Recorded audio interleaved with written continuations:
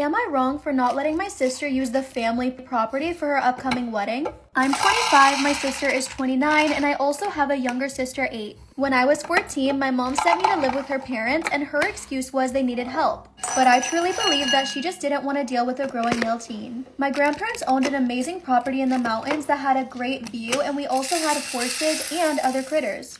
They were quite wealthy and both passed 4 years ago, a month apart. They gave me the property because I would appreciate and respect it more, while mom and sisters got money and other assets. And those assets did value more than the property. In the past 4 years, I turned part of the property into a venue for mainly weddings. My grandparents did know about the idea and they thought it was a good one. We're super busy and usually booked about 8 months out. Well, my sister got engaged 1.5 years ago and said she wanted to get married at the property. I said yes, but to just let me know the date as soon as possible so I can make sure it's booked. Am I wrong for not letting my sister use the family property for her upcoming wedding? I never got a date, so I followed up several times and kept asking, and she would just brush me off. Well, now her, my mom, other family, her partner's family, as well as other flying monkeys have been blowing me up. They're also calling and writing reviews for my business. I asked them to stop and call my sister, telling her all she had to do was tell me the date. She went off on me, telling me I ruined her day and it's our family property. Now she's saying she already sent out the invitations and couldn't go back on it now. She wants me to cancel on the other couple and they've been on the books for a year now and I actually like them. After the last big blow up, I started communicating strictly through business. I suggested 3 other dates around the same time, but that's not good enough. I'm being resentful and I'm the asshole.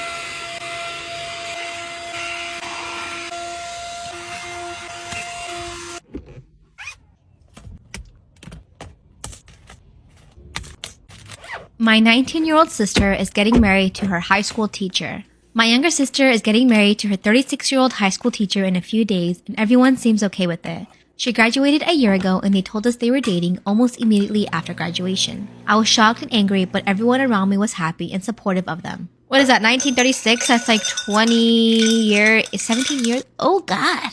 The teacher divorced his wife 2 years ago and started paying attention to my sister. He spoke to her after class regularly and paid special attention to her studies. I thought this was weird and talked to her about this, but she told me he was helping her because she was the best student of her class, which she was. A few months ago, only a few months into dating, they announced that they were engaged. I tried talking to my parents about their age difference and stuff, but they didn't want to hear it. I talked to my sister and she told me that she is happy and that she loves him. We live in a small town with a tight-knit community and everyone else is supporting their marriage. I'm feeling useless right now and I'm angry at myself. I was unable to protect my sister. I feel like I failed my duties as an older sibling. I hate everyone around me. How do they not see what's going on here? There's only so much you can do as a sibling. Blame your parents. Oh my God. And so here's an update. The marriage happened. I contemplated not going to the ceremony, but I didn't want to hurt my little sister, so I went reluctantly. My blood was boiling throughout the whole thing. Everyone who came to the ceremony congratulated them. I couldn't even look the teacher in the face because I was so angry at him. I hated the whole thing. I'm leaving this town tomorrow. I had some interviews lined up and got selected in one. It's in a city and I'm moving tomorrow. I can't stand these people. My parents think that getting married to a good guy with a stable job is the best thing that could have happened to my sister, and my relatives agreed. He groomed her. Why doesn't anyone else see that? I wanted to scream at everyone. When I told my sister I was leaving, she cried. I reassured her and told her that I wasn't angry at her. I made it clear to her that she could contact me anytime under any circumstances and that I'd be there for her. I bought her a phone and told her that I'd talk to her regularly. I tried to not antagonize anyone because I want them to reach out to me if anything happens. It was very hard to do. I came very close to fighting several people. My sister was a star student. I always thought that she would go to a big college and become someone significant, but now she's going to be a housewife. That thought is destroying me. I wasn't harsh on her because I'm hoping that she wakes up soon and I want to be there for her when that happens. I want to support her and to see her full potential, and I'm wishing it happens soon. So he has a few edits that he has. I've told her not to have children until she's sure. She has a contraceptive implant and I told her not to get it removed for at least a couple of years. I told her to tell me if anyone ever pressured her to have it removed. I really hope she follows my advice. I'm just checking the comments and the amount of people defending the teacher is insane. People like you are the problem. She was groomed since she was 16. Why can't you people see that? I wouldn't have any problem with her choices if she wasn't coerced into them. Him being an older man isn't my issue here. Him being her teacher is. Also, I don't think being a housewife is bad. What I don't like is that the choice of something more is being taken away from my sister. As for the phone thing, my parents did not allow my sister to own a phone. She had to use the landline if she wanted to talk to people. That's why I bought her a phone. You're telling me this child who didn't even have a cell phone got married to her teacher? Oh my god, this makes me so sad. I want to cry. My girlfriend refused to get an abortion after she already agreed on one before we started hooking up. Disclaimer, this is not my story. I will list the source in the caption of this video. I, 23 male, have been with her, 21 female, for a few months now. And when we first started sleeping together, we both agreed that an abortion would be the best, considering how young we were. Well, eventually she got pregnant and lied to me until the last minute to change her mind. Now, I understand that women are entitled to their own choices when it comes to their bodies, but I can't help but feel trapped. Considering we had discussed this exact situation, based on how I was raised, I was always taught to stay with the kid no matter what. But because I have to move soon due to work complications, she is expecting me to quit and uproot my entire life for a child that I didn't even ask for. I have made my feelings clear on how I feel about the child. It comes due this December, and my work is requiring me to move in October. So either 1, I stay up and give up everything I have worked so hard for, or 2, I never see my first potential kid.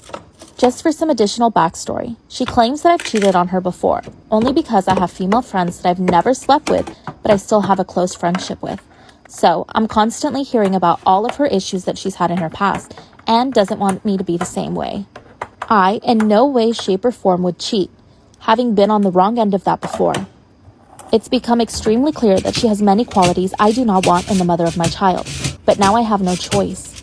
I just have no one to talk to, seeing that I can't tell my family, knowing that they would be upset for my choices. I just feel so trapped, and I wish I could have seen this coming. Just as an FYI, we did use protection, both condoms and birth control. Unfortunately, the birth control she was using had too many issues with her, so she stopped. We continued to use condoms and even used the Plan B ones. I needed it to be known that we took precautions. Am I wrong for not respecting my daughter-in-law's boundaries when she gives birth and laughing in her face? Disclaimer, this is not my story. I will list the source in the caption of this video. I'm a 59-year-old woman, and my youngest son, 20, James, is about to welcome his first child with his wife, 21, Jenna. With Jenna being about 8 months pregnant, they've sent out a list of rules, which consists of rules when you do come and visit. Some are a bit ridiculous. I honestly thought most, if not all, rules didn't apply to me, especially not the one seeing the baby for at least 2 months, because you see, they both live, rent, and bill free in my home. Now, I'll say this before it's mentioned. I don't want to be in the delivery room, nor do I care what they call the baby. That's their business. I bought most of the baby stuff, and I've given them 2 rooms in my home with 3 years to find their own place. Tourists have made it impossible for affordable housing. I first thought that it was a mistake when they sent me the email, but while they were eating out dinner, I brought it up. My son lost his ability to speak, but Jenna told me. They expect me to stay downstairs in the guest room while giving them the whole upstairs to themselves. And if I want to use the kitchen, I'll have to text them to make sure it's okay. Or I would turn one of the bedrooms upstairs into a kitchen so I could use it as an apartment so we wouldn't be bothering each other. I honestly bursted out laughing because I thought that they were joking. Then James asked me what was so funny. They were serious and I needed to respect their boundaries or I'll never have a relationship with my grandchild. Jenna was crying at this point, saying I'm ruining this magical time for them by being disrespectful. I told them both that this is my home and I'm doing them a big favor. If they don't like it, well, they can sleep on the beach. As for not letting me see the baby, well, I don't want a relationship if this is how they're gonna use their child to get their way. They packed their bags and left for a hotel, telling me I'm a heartless monster.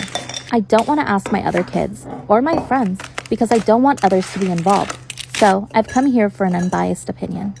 Am I the one that's wrong, or are they being unreasonable? Am I wrong for backing out of paying for my sister's wedding dress over a joke she made? I had an incident on my wedding day back in 2017 where my former fiancé abandoned me and ran away with his pregnant mistress. That image, those details are forever engraved on my mind and I'll never forget how I felt that day. That was truly a turning point in my life. My family has always been there for me, so I kept close to them. My younger sister is currently engaged and her wedding will be in a few months. She's struggling with money, so I decided to help her and her fiancé and pay for the wedding dress. This allowed her to be able to buy her dream wedding gown that cost $7,000. It's a lot for a dress, but she literally cried because she wanted it. This happened a few days before we agreed to go buy the dress. We were eating dinner at my parents' house and my cousin and aunt were there. My aunt was asking my sister about the wedding and my sister said that everything was going according to plan and then casually laughed and said, "Let's just hope he won't run away with a pregnant mistress or something on our wedding day." I was blown away completely. She laughed and my aunt laughed too as if this was a joke.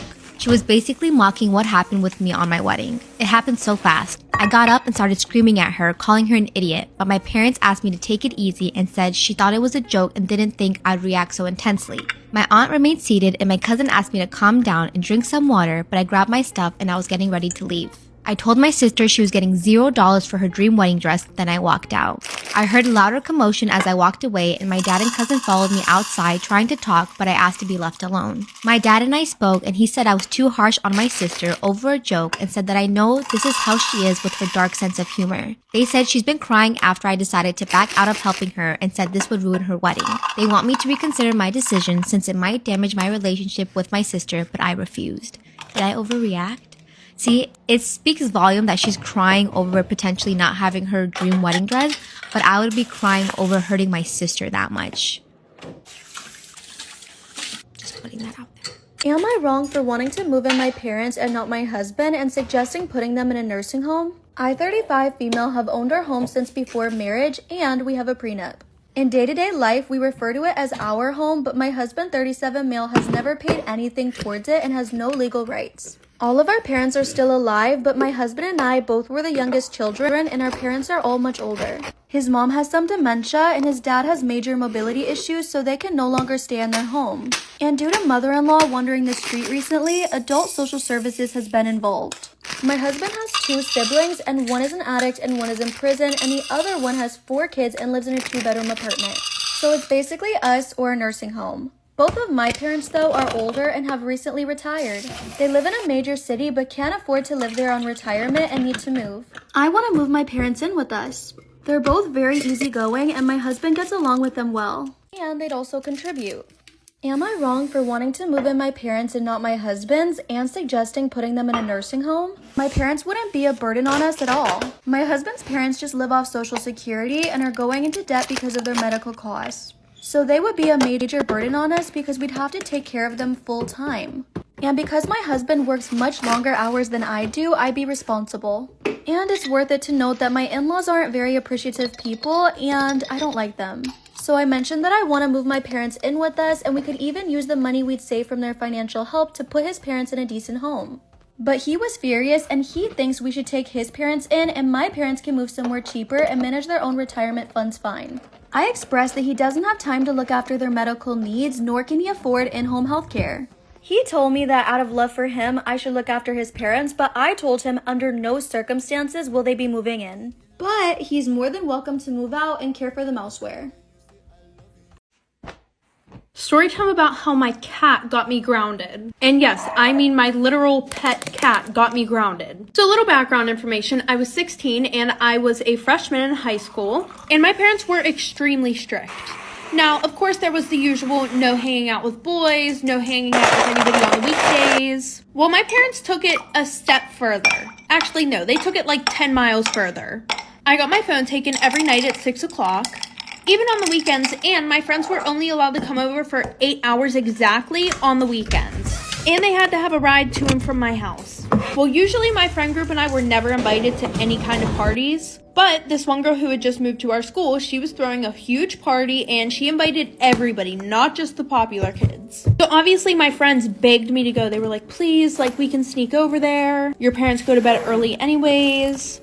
So like I said, my best friends are begging me to come out of the house. They're like, listen, like do whatever you have to come to this party. This is the first and probably only party that we will ever be invited to in our entire lives. So at this point, I start planning to sneak out of my house. So my parents usually go to sleep at around 9:30, 10 o'clock at night, and they usually wake up at 5:30 in the morning. But since this party was on a Friday, obviously my parents aren't going to wake up at that time. They'll usually wake up around like maybe 9, 10 o'clock in the morning. So this gave me a perfect amount of time to do what I needed to do, come back and not get caught. But But just in case, I made sure to turn off any alarms on their phone. But I also had to make sure that I had a foolproof plan to get out of the house and get back in.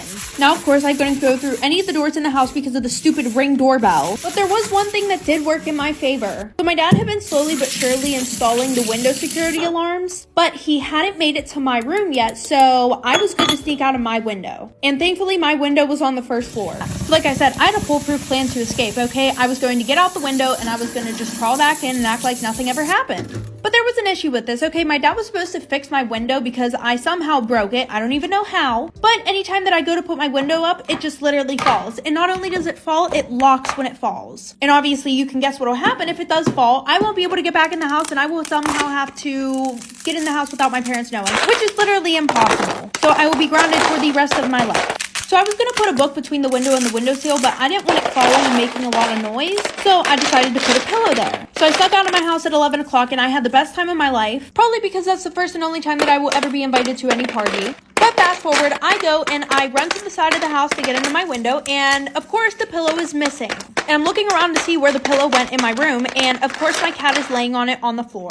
So I tried messing with the window, and then all of a sudden my parents walked in my room and saw me. Would I be the asshole for spraying some kid with my garden hose daily after he walks all over our lawn? I, 37 male, live with my wife, 37 female, and son and daughter, 9 and 11. Recently, there's been this kid who comes by our house after playing soccer and either rides his bike or walks all over the lawn with his cleats. In the beginning, I would give him stern looks whenever I saw him, but then it slowly progressed to me asking him to go around. The last time I asked him, he made a point to stomp extra hard and twist his feet into the grass to piss me off. Since then, I've been hosing him. The first time I sprayed him, he ran off, but then he came back and stood there like he enjoyed it. Would I be the asshole for spraying some kid with my garden hose daily after he walks all over our lawn? It's now progressed to me sitting on my lawn chair pointing my hose at him and him just staring at me while he does so. Sometimes we even make small talk. I'm not gonna lie, it started off as a really bitter relationship, but I've gotten to know the kid quite well. We talk for maybe 15 to 20 minutes every day, and he doesn't mind being hosed down after sweating hard playing soccer. He comes by daily and we just talk while I hose him, and he stands there for a bit. Well, my wife told me I need to stop, even when I explained to her the situation, because it's making us look like childish idiots. I guess I could stop, but honestly it's funny waiting for him. Am I the asshole for sending my brother a list of every item of ours that my nephew has ruined? I, 25 female, have a niece Bella, 7 female, and a nephew Michael, 10 male. I love them both, but I have a closer relationship with Bella. Michael's a good kid, but he's a ticking time bomb and completely uncontrollable. And even though I love him as his aunt, I can't have him around for long. For example, the last time he was in our house, he poured my nail polish collection onto my wife's favorite silk Persian carpet. And that's not even 1% of the damage that he's done. My wife, 27 female, and I recently bought a villa out of town, and it has a good game room, pool, and many other things Bella adores. Am I the asshole for sending my brother a list of every item of ours my nephew ruined? So we offered to give Bella a tour, but my brother said either Michael and Bella were to be included or neither of them were coming. So we went by ourselves, but Alex got mad and said it was disgusting that we favored Bella because she's a girl. He said we were hypocritical and unfair to Michael and never included him in our plans. I told my brother he's uncontrollable, and he had the audacity to ask what Michael had done. I made a table including every item my nephew damages in our house and the estimated costs. Carpet, my wife's antique vases, her glass statue of the Eiffel Tower, and so much more. Now my brother's mad and thinks I'm arrogant. Invite my parents or my sister to my graduation because I didn't want to deal with the disappointment. My parents have always put Cassie first. Cassie did need extra support, as she does have genuine issues with depression and anxiety, but they refused to compromise, and it always came at my expense. The final straw was my high school graduation back in 2019. Cassie had a pageant at the same time. The plan was for both of our parents to attend the first half of Cassie's pageant. Our mother would stay, and our dad would leave to attend and record my graduation. Before Dad was about to leave, Cassie said she was having anxiety and needed both of them there. He texted me to find my own ride home from graduation. I had been so hopeful that my parents would finally follow through on their promise to be there for me. In the honors sector class photo, I was the only student who didn't have any family members come. I felt awful. My mother, dad, and Cassie were already home when I got back. They had ordered dinner and were celebrating Cassie's pageant. They didn't even seem to remember or care about me or my graduation. My parents tried to act friendly and congratulate me, but I ignored them. My mother tried hugging me, but I pushed past her. I decided that I just couldn't depend on them to not disappoint me. My college graduation was 3 weeks ago. I didn't even bother reaching out to my mother, dad, or Cassie. I gave my ceremony tickets to 2 friends and donated the rest. My mother and dad reached out to me, saying they had just learned about my ceremony through social media. Neither of them went to college, so they assumed that the college got out at the same time as the local high schools. They asked why I hadn't even asked them. I told them that they've proven that I can't depend on them by always leaving me as a second thought to Cassie. I know she has issues and needs extra support, but they never even tried to compromise, and I didn't want to deal with the disappointment again. My parents told me that they and Cassie were heartbroken that their daughter and sister would disregard them in this way. We have other family members who my parents are much closer with after the pandemic. They said how my parents felt so bad about my high school graduation and that I was being selfish, denying my parents the chance to make it right and finally be able to put their guilt behind them. I'm worried that they're right and I'm not being understanding of Cassie's needs. Was I wrong for not letting my kids go on vacation with my ex because it's my time with them? So right now, both of my kids, 16-year-old son and 9-year-old daughter, are extremely mad at me because I won't give up my appointed time with them. My son won't even talk to me, and my daughter is crying all the time. Little backstory. Me and my ex divorced shortly after my daughter was born. I blame him for it, and he blames me. I won't go into detail here. We ended up with 50-50 custody agreement, switching every other week. While this was 8 years ago, we're still not on good terms. We rarely ever talk to each other outside of the kids, and I'm perfectly fine with that. One thing we have agreed on since the beginning, though, is that we don't plan things on days that aren't ours. And unless it's extremely important, we don't switch days or weeks. In the 8 years since we've been divorced, I have never asked him to give up his day with the kids. And I've never given him one of my days, even if he begged. Well, last week my ex contacted me and told me the good news. His parents are hosting a week-long family reunion in the summer at Disneyland, and he wants to take the kids. Well, the problem is that it's on one of my weeks. He asked me to let the kids stay with him that week, or to switch a week with me, and I shot him down. It's my week with them, and I get to spend it with them. I told him that if it's so important to him, to reschedule, but he claims that his parents can't do that, and this is the only week that the whole family can go, and he told me that I needed to think of them. I told him tough luck, and I hung up on him. Well, this last Sunday, when my ex dropped the kids off, my son refused to talk to me, and my daughter wouldn't even look at me. When I asked my ex what was wrong, he refused to talk to me, only saying ask them in a snarky tone before leaving. When I asked my daughter what was wrong, she burst into tears and said I was not letting daddy take them to Disneyland. Asking my son, who still refuses to talk to me, it turns out that my ex told them that I was not letting them go to Disneyland with him. He's trying to paint me as the bad guy. I sat both of them down last night to talk to them and explain that it's my week with them, but they refused to listen to me. My daughter just cried, and my son told me that I'm only doing this to get back at my ex. I'm not, though. I think it's unfair for him to do this when his parents scheduled it during my time with them. I demanded an apology from my ex, and for him to set things straight, but he refuses, and his last text to me was saying, I can't tell them the truth because they already know it. I'm so pissed right now, but would I be wrong for not letting my kids go when my ex scheduled something during my time with them? How is it my fault when he scheduled this during my time with them? Story time about how this boy stabbed me with a pencil in kindergarten. So a little background information, I was 6 years old and in kindergarten, obviously. I'm not gonna lie, this story kind of shows that it doesn't matter how old a child is, they can literally still be very mean and yeah. Well, during the middle of the school year, there was this new kid who came to our class and his name was Freddie. Now, Freddie coming in the middle of the year was kind of sad because everybody already had their friends. They didn't really want to talk to the new kid. And what made it even worse was the fact that he was a teacher's pet and he was the teacher's favorite. So he was always picked to go up to the board and be the line leader, which made the kids hate him even more. For example, during lunch, Freddie would go and try to sit with some of the kids and they would call the teacher over, say that he was doing something that was annoying them or really gross. And the teachers would remove him and put him at a table alone by himself. And I was one of the kids that didn't really make fun of him. I just kind of sat back and laughed, which I know is terrible. Like I said, everybody would pretty much bully him. And I was one of the kids that just sat back and laughed, didn't say anything to him directly. Eventually, we were getting in trouble for discluding him. We would all have to stay inside during recess with our heads down on the desk in the dark. Then everybody act like they were going to include him. Like the one time they were like, okay, we're playing hide and seek, you know, you go hide. And then they never went to find him. So then this kid actually started getting violent. My guess is because the teachers and principal were not doing anything about it. When everybody was walking, he would purposely trip kids. This one time, this girl brought in pencils for the whole class and she didn't give him one. So he said that he felt sick the one day and all the kids went out to recess and he went around and broke every single pencil. And I came in and I found it, so I told the teacher. And then during nap time, he put his mat by me. And when I finally fall asleep, he literally comes over and stabs me in the back of the neck with a pencil. My husband has been cheating on me for the past decade. Me, 30 female, and my husband, 30 male, have been married for 5 years, together for 11. Literally had a movie-like relationship, just a constant honeymoon phase. Of course, it got boring here and there are a few bumps in the road, but I would have never thought of this, ever. Yesterday, I was looking up a recipe on Pinterest using my husband's phone when he got a message from a contact called Internet Company. But it was a video, which I thought was weird, so I clicked on it.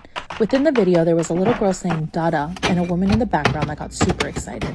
I couldn't believe it. I scrolled up, tons of texts all about different things. When he would be visiting, if he could pick Kelly up today, daycare for Dina, date nights, all sorts of stuff. I couldn't believe my eyes. I managed to find the woman on Facebook. All it did was really hammer in that this was really happening. I tried to convince myself that those weren't his kids. Maybe he was just cheating on me with someone with kids. Please let him be cheating on me with someone with kids.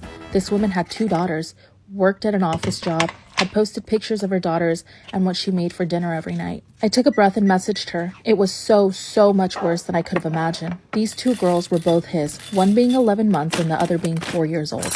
I was already panicked at the thought of him cheating on me for 4 years until I asked, how long? 10 fucking years. They had been dating for 10 years. He kept up a double life for 10 years. I don't even want to fathom how. Apparently, this woman had no idea. He always claimed he had to live away from her for work. She showed me countless videos and images of them being together. I just couldn't believe it. How could he do this to me? Why would he do this to me? We had been trying for a kid for 4 months, and I was so excited to go through this experience together, but that's wrong. It wouldn't have been together. I'm so glad I'm not pregnant. I can't imagine living this lie while pregnant. I just can't look past this. I feel like such an idiot. How could I not tell? Update. I moved out of our house. I'm staying with a friend. We're getting divorced. I confronted him with said friend, just simply because you never know what can happen. But at least I got some form of closure out of this. First off, he didn't even say sorry at all. Didn't even ask me to stay. Just huffed and said, okay, if this is what you want. When I asked him why, he said because you both went along with it. So of course I asked further information. And guess what? Jenny knew. For some odd reason, she was okay with this. I still don't understand why she would lie and mislead me. He told me Jenny didn't have a good job, so she was a bad investment. Jenny was uglier. Jenny wasn't as good as me. She wasn't as clean as me. She wouldn't be as good of a partner as me. I asked about the kids, and of course he clarified that their first kid was an accident. He literally did the air quotes. Apparently Jenny poked holes in the condom, which he found out about but never confronted her on. He told me that he still loved me and that we could work this out if I really wanted to. That he would abandon Jenny and his daughters. I said no. Am I wrong for embarrassing my father by offering to stop telling my children that I love them? I have 2 children, ages 15 and 16, and call the boy boy and the girl girl. I love The Simpsons, and I always thought it was funny how Homer referred to Bart as boy and Bart called him Homer. With my father, though, everything was yes or no, sir. I also constantly tell my kids I love them and how proud I am. The thing is, for some reason, the name thing really upsets my dad. He was over last weekend and was ranting, saying that I'm hurting his grandchildren by not calling them by their names. I told him that my kids were happy and to leave it alone, but he wouldn't drop it. So I called my kids over to where we were and I asked them if they wanted to be called their names instead of boy or girl. I said that in return they would have to call me sir, not daddy or dad. I said I would accept father in emotional conversations, but I would no longer remind them every day I loved them and was proud of them. They both said they were happy with how things were and they knew what my relationship with my father is like. Am I wrong for embarrassing my father by offering to stop telling my children I love them? My kids responded that they loved the current situation and they knew what my relationship with my father was like. My father got all pissed off and said that's not what he wanted at all. So I asked my father how often he told my sisters and I he loved us or was proud of us and our accomplishments or just as people. His response was that it was a different time and that his father was worse than him. So I asked my dad if he thought my kids were happier than myself and my sisters growing up and pointed out my kids are happy and reasonably well adjusted. Now he's being all pissy and my mom says he's upset that I think he was a bad father. He wasn't a bad father. He was just emotionally distant and I hated it. My sisters both went to therapy to choose better men because they fell in love with any guy who gave them attention. Well, now my daughter knows her worth and won't settle for anything but best, and my son has no problem hugging me and telling me or his mom about his life. I know they're teens and I don't know everything that's going on with them, but I'm trying my best and trying to support. Am I the asshole for leaving my daughter with my mom? I, 19 female, have a 9-month-old daughter that I share with my boyfriend, 19 male. I spent most of my pregnancy alone due to my boyfriend being in a different relationship. However, we have come together and moved past that and are doing great now. He goes to university 2 hours away from me, and he sees our daughter 4 times a month on weekends. I have been very stressed and have postpartum depression from being in the house all day. I was promised help and assistance when everyone, including my mom, found out I was pregnant. And for the first few weeks, my mom helped. However, anything after that, I was on my own. I had to buy her diapers, I do full-time schoolwork, and everything else online. These past few weeks, I've watched my friends go to parties, take videos on their story, having fun, and it's made me feel left out. My mom never helps and doesn't do anything for us. She's lazy and selfish, and I know that I deserve to live a normal teenage life. So a few days ago, I was invited to go to Houston, which is 3 hours away from where we live. I spent 3 nights with my friends and my daughter's dad. I left my daughter with my mom. I told her I'd be back in a few hours. However, I was mentally drained and needed a break. During this time, my phone broke and I wasn't able to get in contact with her. When I got back, my mom told me that she was going to call CPS on me and have my parental rights taken away. I don't see what I did that would equate to her threatening my motherhood and making me feel like a bad mom. I honestly don't feel I did anything to her that was bad, besides leaving her with her granddaughter, which she should be happy to spend time with. My aunt said I'm in the wrong. However, many of my friends have told me my mom is just looking to pick a fight. So, am I the asshole? Let me know your thoughts in the comments. Am I the asshole for calling my brother's girlfriend a gold digger after she Googled the cost of our Christmas gifts? My brother James and his girlfriend Lindsay have been dating for 7 months. He decided to bring her to Christmas at my house. I'd met Lindsay at drinks before and she seemed nice. When they arrived, Lindsay walked in and complimented my decorations, large tree in the foyer, and asked how much they cost. I was a bit surprised by the question and just said more than I'd like and moved on. Throughout the evening, she asked several questions centered around money. She asked my husband how much he paid for our house, my stepdad how much he made at his previous job, and how much my watch cost. She even Googled one of our art pieces to see how much it sold for and started talking about how crazy it was that we spent so much money, which frankly was very uncomfortable. My stepdad pulled my brother to the side and asked if there was a problem, but my brother just said it was normal for her to do that, but that he'd speak to her about it. On Christmas morning, we all gathered around to open presents, and thankfully Lindsay didn't say anything, so I figured James had spoken with her about her intrusive questions. However, at lunch, we were talking about plans for January, and Lindsay said loudly that she didn't know how we could afford to do anything in January, as she had added up the total we spent on gifts, then proudly proclaimed the total amount. The whole table went silent, and I honestly was in equal parts shocked and annoyed that someone could be so ignorant. I looked at Lindsay and said, "Are you the world's most diligent gold digger? Seriously, would you like to be the family's accountant since you already started tracking our expenses?" Lindsay apologized and tried to explain, but my stepdad just changed the conversation and we moved on. Brother says I owe Lindsay an apology, but I think Lindsay's behavior was disgraceful. So, am I the asshole? Let me know your thoughts in the comments. Story time about how my sister was hooking up with my boyfriend. Little background information, I was 15 and in 10th grade, and I have never had a boyfriend before. Any guy that I was sort of talking to, we never made it out of the talking stage. But fast forward, I met this one guy who we're gonna call Jake, and because of how tragic my love life was, I didn't expect us to get into a relationship, but he ended up asking me to be his girlfriend. So of course I said yes. I was super excited that I had a boyfriend, and then he met my family. And my older sister and I were like super close, so I told her all about him, and she just couldn't wait to meet him. Real quick, I just want to give a big shout out to Lumino for sponsoring today's video. Lumino Whitening Kit is one of the best ways to whiten your teeth without paying hundreds of dollars, especially if you have sensitive teeth. This is the next best thing. Although I have veneers, they only cover the front of my teeth, so my teeth can still be very sensitive to certain chemicals that other brands use in their products. If you guys want to go check out their 7-pack for under $15, the link is in my bio. So whenever he met my sister, she was being super talkative to him, and I thought it was just because she was excited to meet him, like for part 2. Part 2 about how I found out my sister was hooking up with my boyfriend. So like I said, he came over, he met my sister, they got along super well. Fast forward, my parents decided to have a family gathering, and my sister was like begging me to invite my boyfriend, which I didn't plan on inviting him at all because my family is super annoying and would make a big deal about the fact that this is my first boyfriend. She was like, "Okay, but if you guys are seriously in a relationship, I think that he should meet your family." So I ended up inviting him. So my mom called me to the kitchen to help pass out drinks, which was super annoying because my sister was literally doing fucking nothing. So after I'm done with that, I'm looking for my boyfriend and he's nowhere to be found. So I go upstairs, and as I'm about to walk up the stairs, both of them come down. And when I asked what was wrong, like why they were upstairs together, she was like, oh, I was showing him to the bathroom, which I felt super weird about, but because she was my sister, I let it go, because you're supposed to trust your family.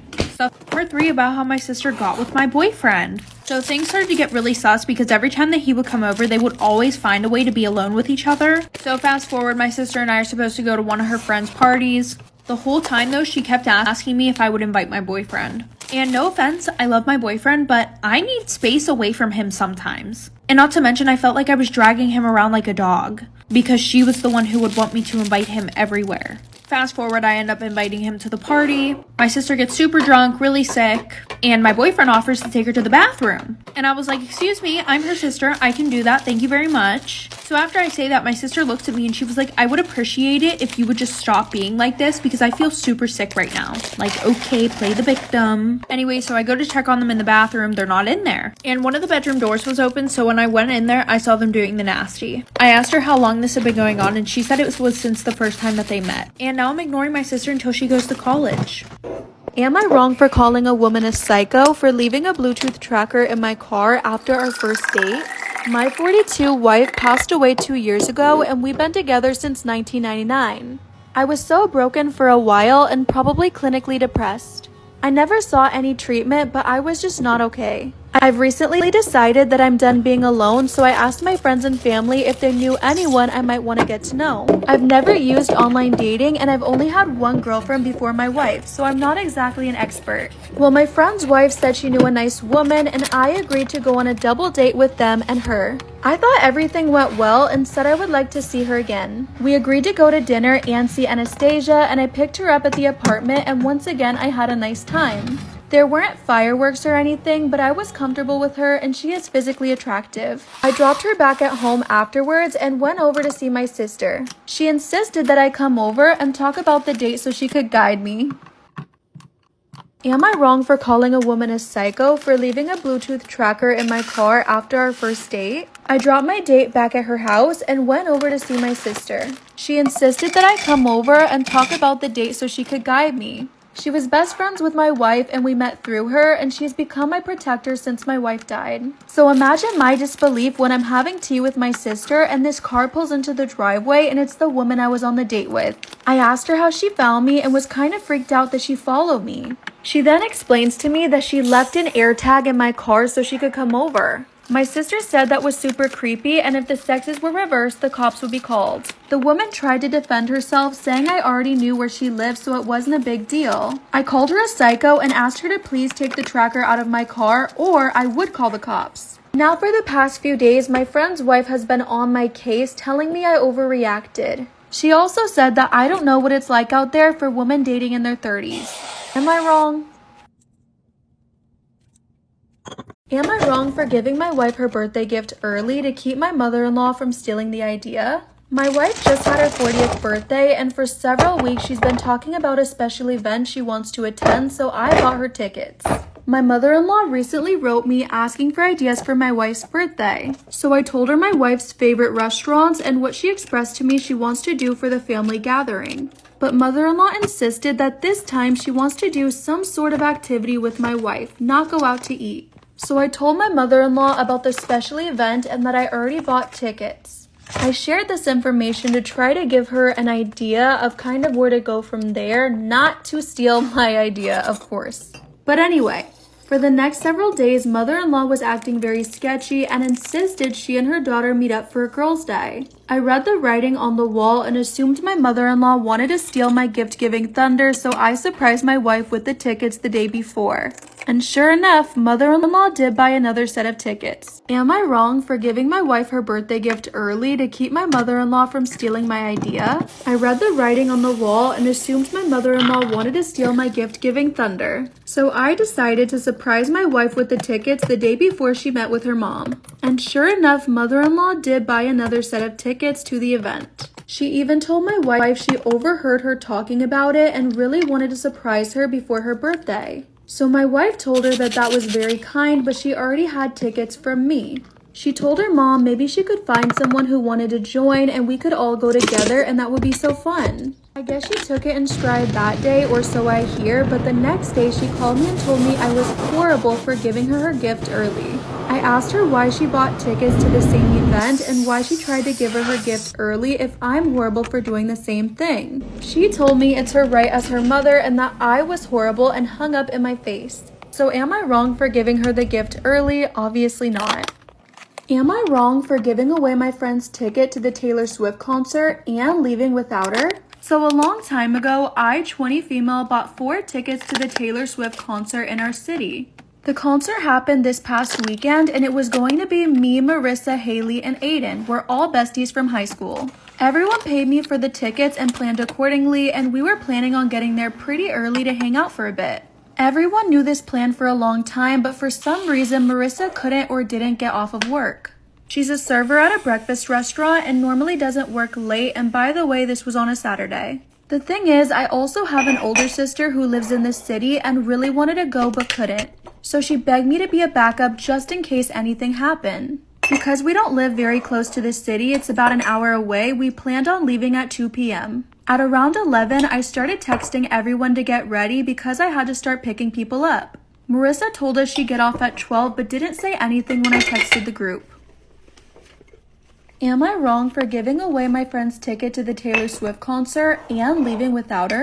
At around 11, I started texting everyone to get ready because I had to start picking people up. Marissa told us she'd get off at 12 but didn't say anything when I texted the group. So I texted her individually and called but got no response. So I picked up everybody else and she was the last person to get, and I kept calling and we waited outside her house for a bit. Eventually, I said F it, so I went to the door and her mom answered saying that Marissa hadn't come home yet.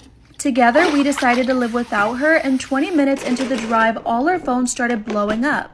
It was Marissa apologizing, saying she had issues at work and had to stay, but she's speeding home and will be ready in 15. At this point, it was about 2:30, and Aiden called and explained what happened, and I could hear her screaming her head off at him. He eventually hung up on her, and my sister met us there and zelled the money to Marissa in the exact amount she paid me. We had a blast, but I'm asking if I'm wrong because none of us have heard from Marissa since. My son's friend's parents want to adopt him. I, 24 female, am a single mom to my son Owen, 8. It's been just us since day one. His father isn't in the picture and has been able to avoid paying child support for years now. Yes, I've tried everything. My own parents disowned me. I had a drop out of high school and have worked a myriad of jobs since then to keep us afloat. We aren't on the poverty line by any means, but we definitely live paycheck to paycheck in a 1-bedroom apartment. It's not ideal, and I hope within the next couple of years we'll be in a bigger place. For now, it's our situation. I raised Owen to know that money isn't everything. We may not have a lot, he won't always have the newest this or that, but we have each other. The two of us are very close. He has never gone without the basics, but I admit he doesn't get a lot of extras.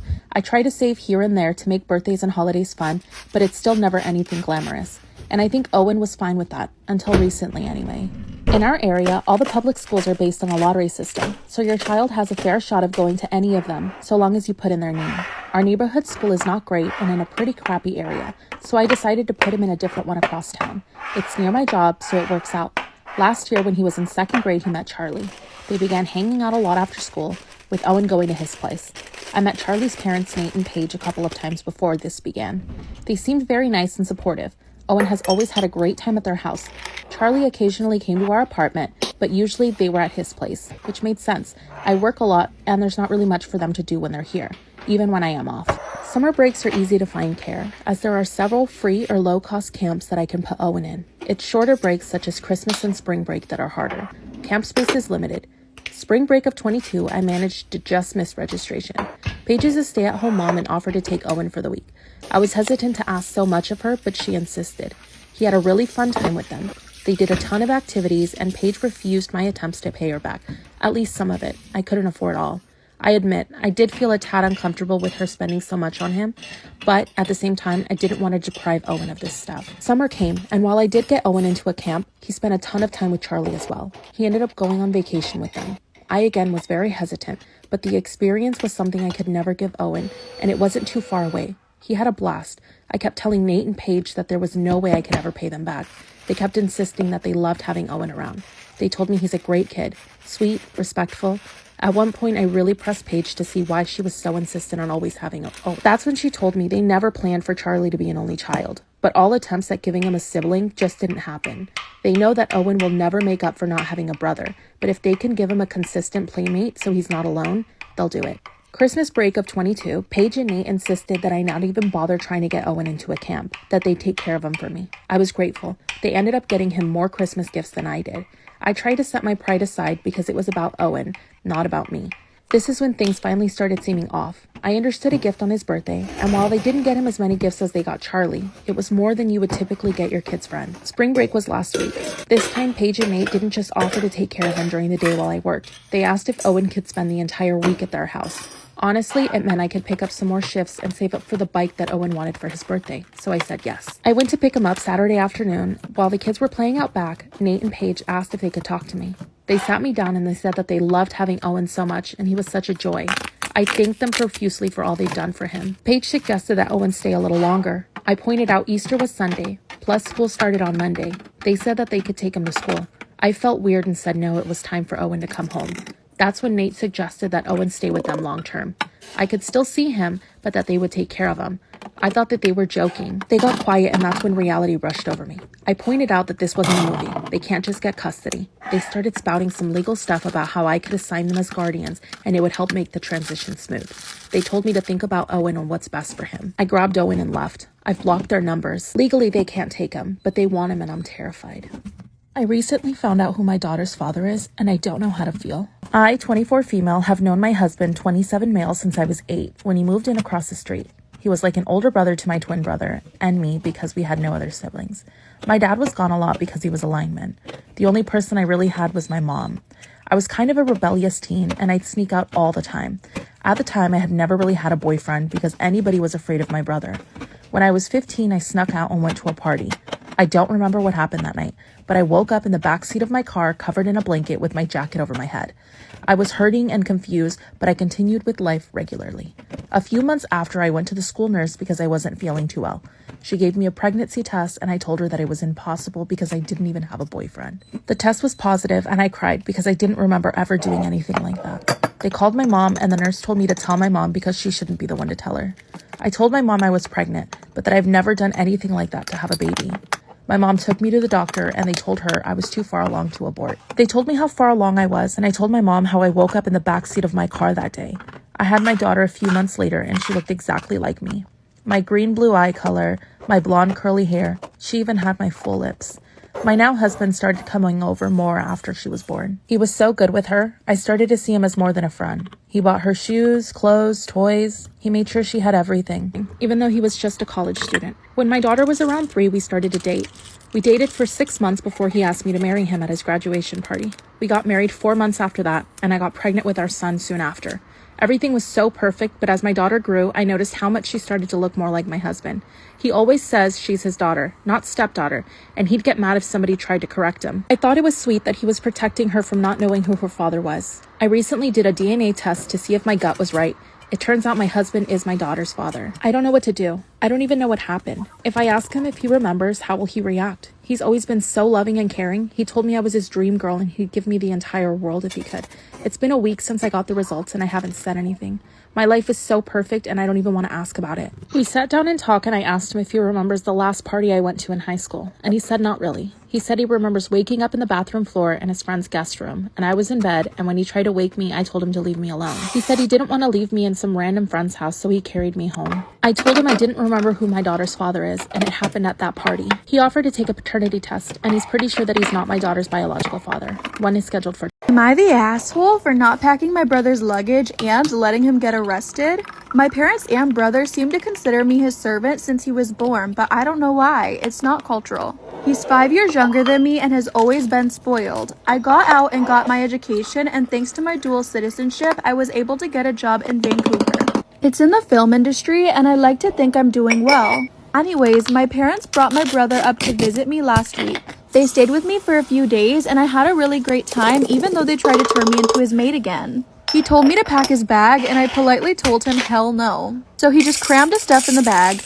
Am I the asshole for not packing my brother's luggage and letting him get arrested? He got angry and crammed his stuff in his bag. Fun fact about the devil's lettuce in Canada, each province sets their age limit for use. Next door in Alberta, you can buy alcohol and green at 18, and in mine, it's 19. There's also signs all over the airport that say not to travel with that over the border, even if it's legal in your state. And guess what he had in his luggage? And now my parents are mad at me because I was so irresponsible to let him pack that in his luggage. My brother thinks I'm wrong for not packing his luggage, and I actually feel quite bad about that idiot getting in trouble. Am I the asshole for saying that if I have to wear a bra at home, so does my dad and brother?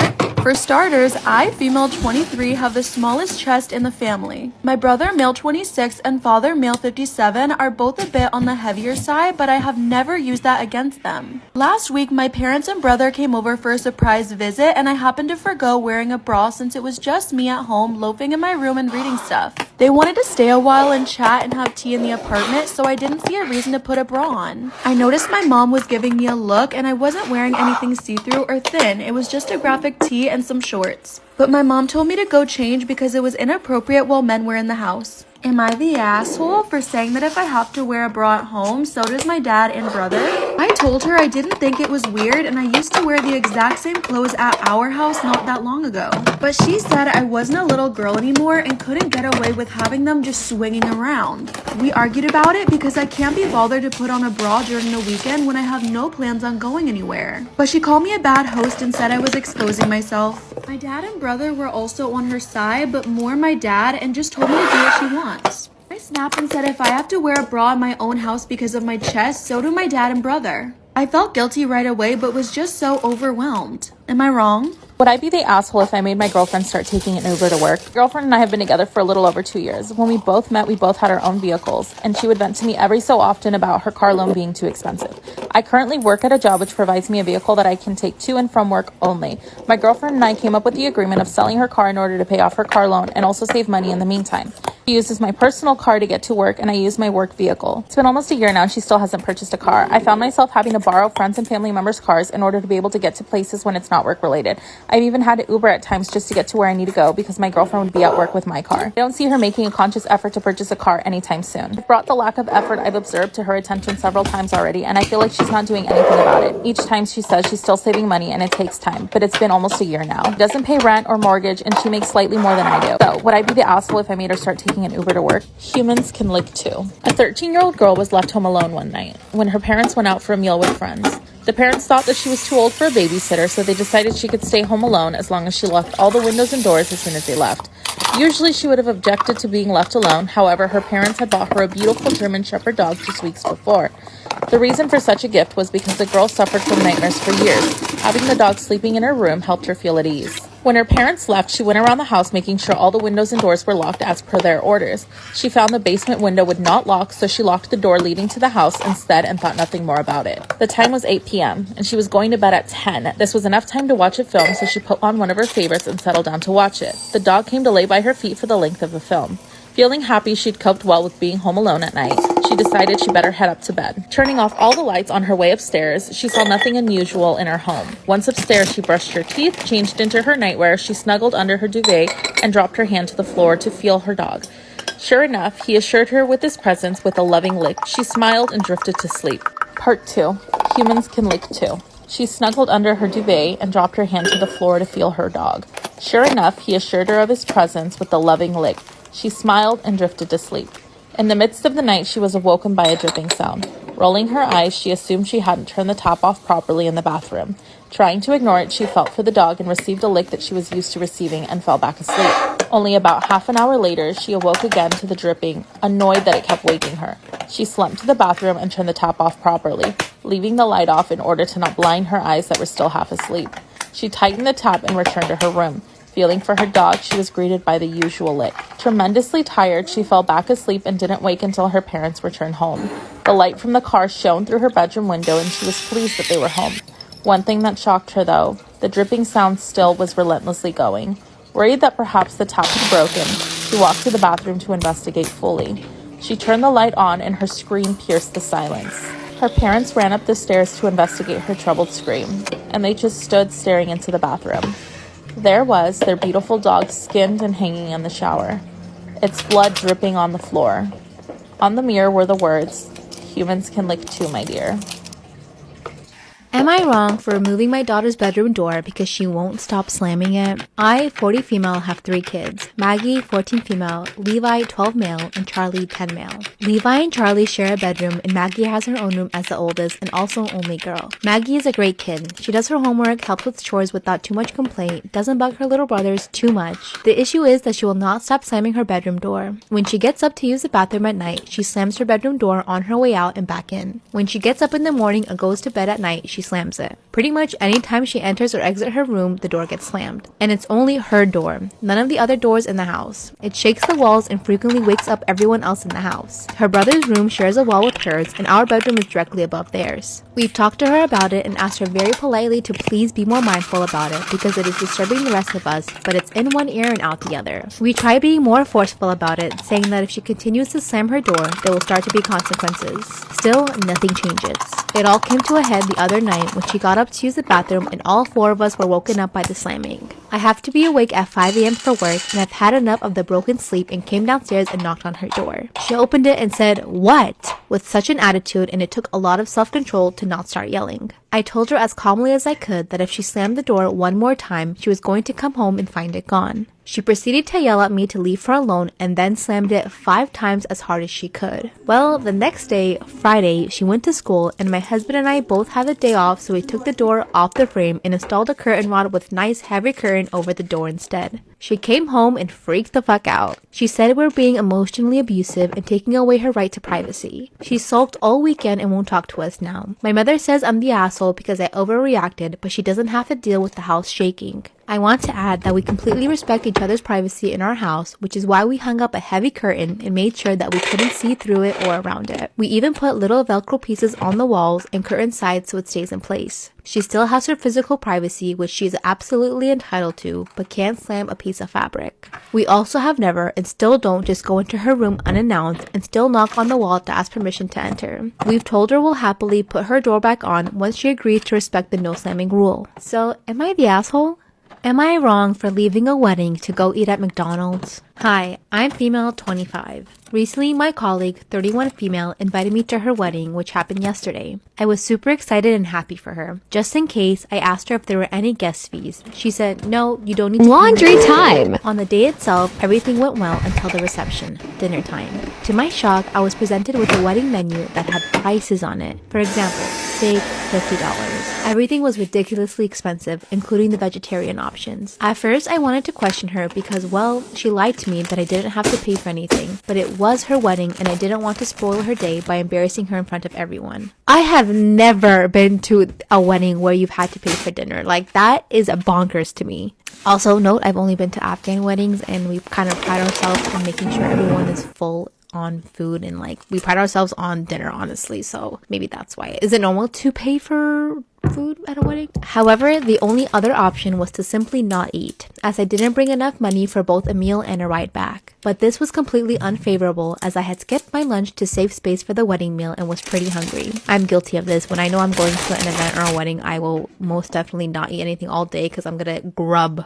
at the party. Suddenly, I remembered that I saw a McDonald's about 5 minutes away from the hotel. As tactfully as I could, I asked the bride if I could make a quick stop to McDonald's as I didn't bring enough money for the reception meal. I said that I'd be back in time for the gift ceremony and cake. Why would she tell her? I would just go. Is that normal? I thought she'd agree, but to my horror, she got really upset. She said that she put in so much effort to get this Michelin star restaurant service, yet I still wasn't happy. That I was trying to bring her down by saying that I'd rather eat McDonald's. Yeah, not gonna lie, but McDonald's hits the spot when you're hungry. Alarmed, I said that I didn't mean it that way. I just didn't have the cash for it. She then scoffed and said, "Whose fault is that?" Although I was trying to keep my anger, those words really pissed me off. So I told her, "You were the one who lied that I didn't need to pay anything." Getting angry as well, she replied, "What I meant was that there was no attendance fee. You literally assumed that you'd get a free 5-course dinner. Wow, you're cheaper than I thought." With a glare, she asked me to leave her wedding. I did, struck dumb and rather hurt. And on my way home, I grabbed a Big Mac, lol. Back at home, I told my boyfriend everything and asked if I was an asshole. He thought it was a funny story, but said I was an asshole. If I didn't have the money, I could always pay her back later. In his exact words, he said, "You chose the wrong time to be stingy." My other friends agree as well, saying that it was not tactful of me for doing that at the wedding. And although she lied, I should have just brushed it off instead of dampening her happy spirits. After hearing their opinions, I feel quite guilty and embarrassed. However, that one little part of me still thinks that is justified because 1, she lied to me, and 2, publicly humiliated me. Please help me out here. Am I the asshole? I don't know why you went up to her and told her that you were leaving. Just leave. Like, I don't know why you felt the need. If someone came up to me at my wedding and said, "Hey, I'm gonna get McDonald's," I would get rubbed the wrong way too. It's like, what, you don't want to get the food that I'm providing? But I would also never expect someone to pay for a meal at my wedding. Am I the asshole for not giving up my plane seat so a family could be all together? So I traveled home today from Greece. The flight was roughly 10 hours, and around this time of year, it's extremely hectic. I booked my ticket specifically to be closer to the front of the plane so I can be closer to the gate when it's time to get out. I personally hate traveling, so I spend a bit more money to be closer. When I got on the plane, a family of 4 approached me and asked if I could switch spots. Normally, I'd be okay with switching spots, but that would mean moving 20 rows back, which leaves me at an inconvenience and I would not be getting my money's worth. I rejected and said that I would like to keep my seat. The woman said that I was being an asshole and I should give up my seat so she could sit with her husband and kids. Ouch, right in front of her kids too. I said, "Respectfully, ma'am, your traveling issues are not my problem. I'm keeping the seat I paid for." She ended up making a scene and basically said, "Wow, look at this asshole who can't even move seats so a family could sit all together." I said, "Maybe you should have booked ahead of time or spent more money on tickets so you could all sit together. This is not my issue. Grow up, get over it. I'm not moving seats, end of story." I sat down. Her husband apologized to me for her behavior and said she hates traveling, but giving her the seat would have made things easier in the end. So, am I the asshole for not giving up my plane seat so a family could all be together? Let me know your thoughts in the comments.